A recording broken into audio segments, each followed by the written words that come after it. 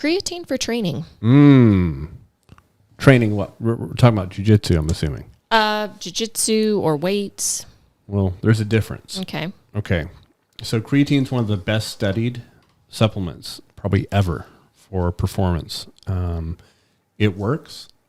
Creatine actually gives you extra substrate. Substrate's just a word we use for it gives you building blocks for something. There's 3 energy pathways. Well, there's 4 technically, but the 3 main ones are what's called the alactic, which basically just cycles creatine phosphate. You just pass phosphates between creatine.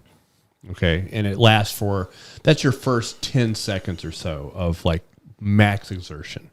So if I'm doing just a full on sprint that only lasts 10 seconds, that's not even long enough to start chewing up muscle glycogen at that point. You're using creatine is basically passing phosphates around. Phosphates are the energy currency with ATP. So that creatine phosphate pathway is really important for that first explosive part of it. The other ones are obviously the glycolytic, the anaerobic where you're not using oxygen, more like going as fast as you can for like 30 seconds, right? Where everything starts to burn. That's kind of the anaerobic pathway. And the last one, the aerobic pathway, where marathon runners sit on most of the time. So creatine works that first one. So what people in the weight room see is that you can get a couple more reps in a shorter set. Still be more explosive than you would be. So it kind of supplements that. So for jiu-jitsu, I haven't tried it. Isn't there some studies about creatine, like they gave it to old people and they had like muscle increase or something like that? Well, they're working out too, right? They're just giving them every little extra, a little bit of more energy currency to get more out of their strength training is what they're doing. I thought it was like they weren't working out. They didn't change anything. That's not going to do. I think on vitamin D or something. That's not going to do anything. I don't know. I made it up. No, you're basically you're giving substrate to a pathway, but you got to utilize the pathway. Does that make sense? Mm-hmm. Yeah. It'd be like I'm just drinking amino acids but I'm not breaking down muscle. Right. You know what I mean? So we're not going to utilize it from a performance aspect. You have to be doing something. I would suspect creatine typically is good for explosive type short, as far as performance enhancing. I don't know how much with jiu-jitsu. We have a different energy currency. If you break down what we're using in jiu-jitsu, it's kind of like a strength endurance, aerobic and anaerobic kind of. There's not a lot of that alactic thing. So my teenage son is asking about, because he likes to lift too, and he's asking about creatine, because I think all the kids think, oh, we need creatine. What would you say to, like, in that scenario? Yeah, it's not going to hurt, but they just have to understand it's not the creatine making them big.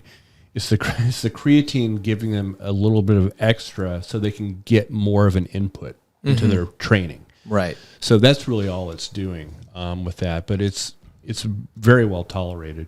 Okay. Yeah, you just have to watch it. If you have if you have like a kidney deficiency or something like that, which most kids don't and most adults don't unless you're a diabetic or you have some other problem with your kidneys. I had this mental thing with creatine because when I was a kid, I remember lifting weights and everybody was, oh, we got to get on creatine. And so, of course, I did, but I probably didn't know what the hell I was doing. I was just drinking whatever. You got to get swole.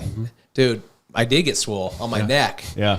Like it's causation versus correlation, right? Like I had this. It was shortly after I started taking creatine, I developed this, and it probably had nothing to do with it, but in my mind, still, I think creatine is bad because I developed a golf ball sized lump on the side of my neck. Like it was sticking way out, and it freaked me out because I was probably 15 at the time, somewhere around there, 14, 15, and I ended up having to go get.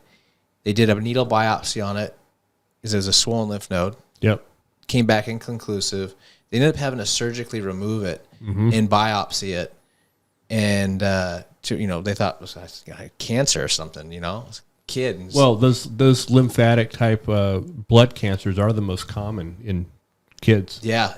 It came back. It was benign, but that month and a half. Creatine gave you cancer. That, sure. In my head, I was freaked out. Like I don't know sure. I don't know if I have cancer. They need a neo biopsy. They did it twice. They came back inconclusive both times, and they had to remove it and then biopsy it. So this whole time frame, I'm freaking out. Yeah. Stuff like that sticks with you, doesn't it? Yeah. So, but it's weird because I had attributed it to creatine. Like, Yeah. that's definitely what did it. Right. You know, it can cause some water retention a bit. You know, you can feel kind of a little puffy, I thought that was puffy. like a big part of it. Is it adds like moisture to the muscle. Yeah, or something but like that. if we're talking about actually performance enhancing, we're not talking about Okay. with the, Yeah. I mean, you can it adds a little fluid to the system too. So it just might make your muscles look bigger based on the fluid that's. maybe. Okay. Yeah, there could be a little retention, but really the gains of it, the true performance gains, are from what it does for the energetic systems. Good question.